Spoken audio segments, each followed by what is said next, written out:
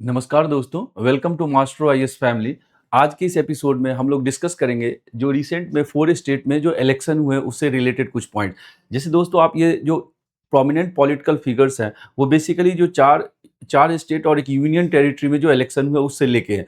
तो हमें कौन-सी पार्टी जीता या कौन-सा पार्टी लॉस किया उसके बारे में हमें नहीं डिस्कस करना है। इसे मुझे इकोनॉमिकली एंगल से समझना है। जो ये जो पोल प्रॉमिसेस किए जाते हैं, जो आप कई बार आप रेवड़ी कल्चर के बारे में बात करते हैं या जो आप कहते हैं पोल प्रॉमिसेस करते हैं, जो ये चीज़ मिलेगा हमारी गवर्नमेंट आएगी, तो क्या उसके कारण उस स्टेट पे क्या असर पड़ेगा? Winning the election is different thing, but continuing the government for the welfare of the public is the different thing. तो इन सब चीज़ों के बारे में आज के क्लास में हम लोग में डिस्कस करेंगे। जो जो इस तरह के पोल प्रॉमिसेस किए जाते हैं, वो कितना तक सस्टेनेबल है लॉन्ग टर्म में। और ये गुड लक से आप देखिए, ये जो चारों स्टेट्स हैं जिनके बारे में हम बात करें, वो ऑलरेडी उनका जो डेट है ऑलरेडी काफ़ी हाई है। और ऐसे में सारे पार्टियों ने, एक पार्टी के बारे में नहीं कहते, सारे पार्टियों ने अलग-अलग तरीके से पोल प्रॉमिसेस किए ताकि क्या हो सके, ज़्यादा से ज़्यादा उन्हें उनका वोटर टर्नआउट हो सके। तो इससे लेके दोस्तों यदि आप देखें, हाँ, जो ये पोल प्रॉमिसेस किए जाते हैं वो देखिए क्या-क्या है। जो कई बार आप कह सकते हैं फ्री में ट्रांसपोर्ट मिलेगा, उसके बाद loan waiver, free household goods मिलेगा। और इस डायग्राम से भी देख सकते हैं। तो ये कहाँ तक सस्टेनेबल है? क्या इस तरह का जो वेलफेयर वेलफेयर पॉलिटिक्स की जगह जब ये रेवड़ी कल्चर ज़्यादा प्रोमिनेंट हो जाए, तो उसका क्या-क्या असर हो सकता है उस स्टेट के इकोनॉमी में? आज के क्लास में इन सब चीज़ों के बारे में दोस्तों हम लोग डिस्कस करेंगे। तो दोस्तों इसी तरीके से जो टीवी के जो है उनका जो ये विजय है, वो जो सबसे लार्जेस्ट पार्टी बन के उभरी है तमिलनाडु के इलेक्शन में, इन्होंने क्या कहा? इन्होंने भी कई सारे पोल प्रॉमिसेस किए हैं, लेकिन साथ-साथ उन्होंने ये कहा है जो तमिलनाडु का जो डेट बर्डन है उसको मैं रिड्यूस करने की कोशिश करूँगा। तो हम लोग दोस्तों आज के क्लास में इन सब चीज़ों के बारे में डिस्कस करेंगे। तो ये जो आज के क्लास का टॉपिक है दोस्तों, वो प्राइमरली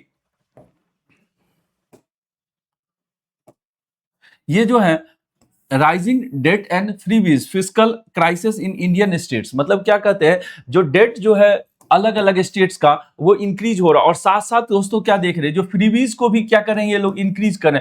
तो ऐसे में कहां तक ये स्टेट जो है वो सस्टेनेबल है? तो इस पॉइंट ऑफ व्यू से आज के क्लास में हम लोग इन सब चीजों के बारे में डिस्कस करेंगे।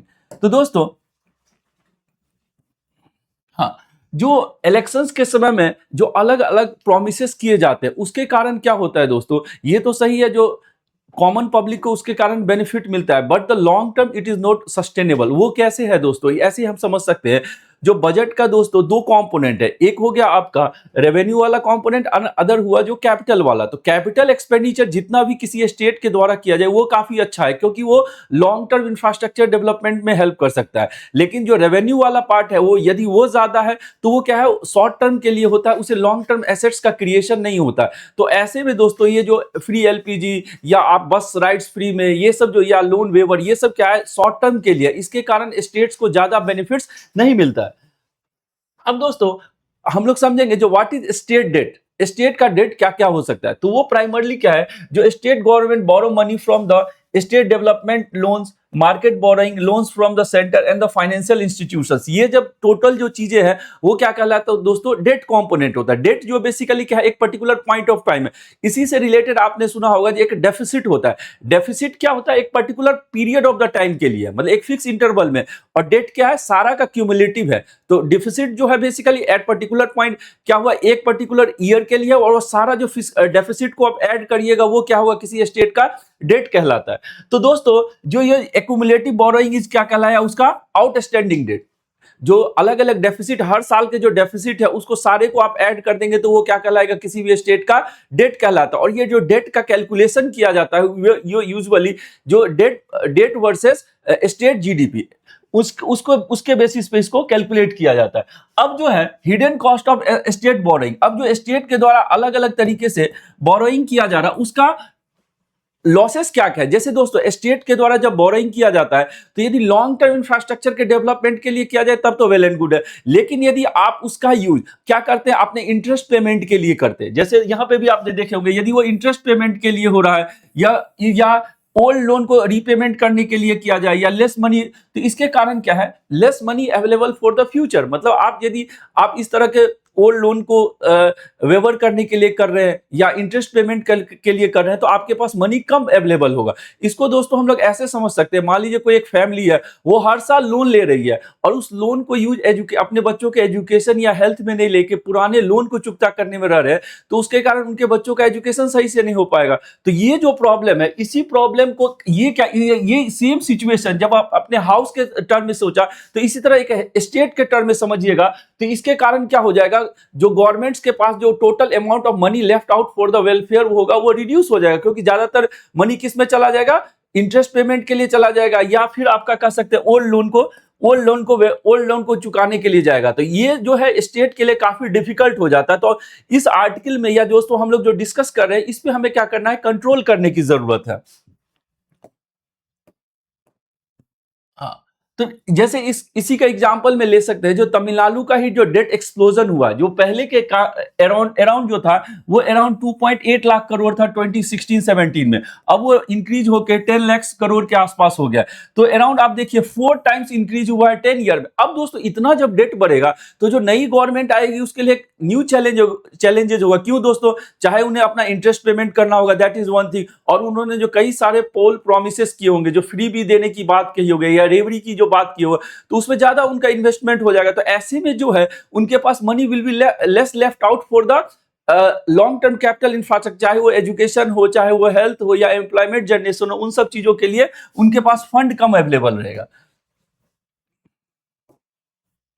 हाँ, तो अब क्या कहते हैं दोस्तों, अब ये जो इंटरेस्ट पेमेंट, इसके कारण जो दोस्तों, अब यदि इसी तरह से दोस्तों यदि देखें, जो 4 स्टेट्स हैं, 4 स्टेट का टोटल जो, चाहे आप देख लीजिए तमिलनाडु, वेस्ट बंगाल, केरला एंड द आसाम, ये जो चारों 4 स्टेट्स है, उनके में यदि आप कॉमन देखिए, तो उनका जो टाइम के साथ जो है डेट है, वो क्या हो रहा है, इंक्रीज ही हो रहा है। उनका जो डेट है,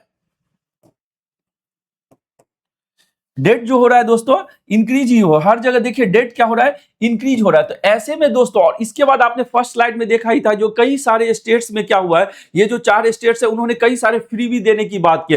तो ऐसे में इस तरह के गवर्नमेंट्स को लॉन्ग टर्म सस्टेन करना डिफिकल्ट होगा। So that is the one of the major challenges that is highlighted by the different economists। हाँ, तो अब क्या करना है, जो rising interest rate make debt और वर्स कर, उसके बाद क्या है दोस्तों, ये जो डेट इंक्रीज हो रहा है, हायर इंटरेस्ट के कारण क्या होगा, बोरोइंग जो होगा वो एक्सपेंसिव हो जाएगा।